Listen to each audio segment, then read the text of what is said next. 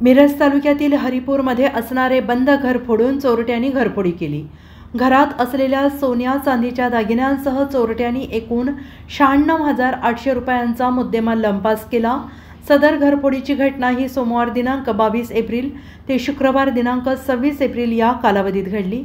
या प्रकरणी मयूर प्रकाश गोंदकर राहणार आंबेडकर रोड सांगली यांनी सांगली ग्रामीण पोलीस ठाण्यात फिर्याद दिली आहे।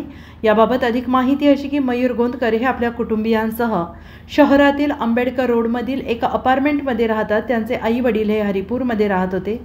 काही कामानिमित्त गोंदकर यांचे आई वडील हे त्यांच्या मुलाकडे पुण्याला गेले होते। यावेळी अज्ञात चोरट्यांनी बंद घरावर पाळ ठेवून सोमवार दिनांक 22 एप्रिल रोजी सकाळी 8 ते शुक्रवार दिनांक 25 एप्रिल रोजी सायंकाळी 6:15 वाजण्याच्या सुमारास घराचे कुलूप तोडून आणि कडी कोयंडा तोडून आत प्रवेश केला।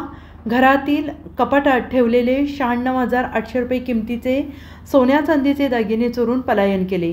शुक्रवारी सायंकाळी चोरीची घटना निदर्शनास आल्यानंतर गोंदकर यांनी सांगली ग्रामीण पोलीस ठाण्यात फिर्याद दिली। त्यांच्या फिर्यादीवरून पोलिसांनी अज्ञात चोरट्यांविरोधात गुन्हा दाखल केला आहे।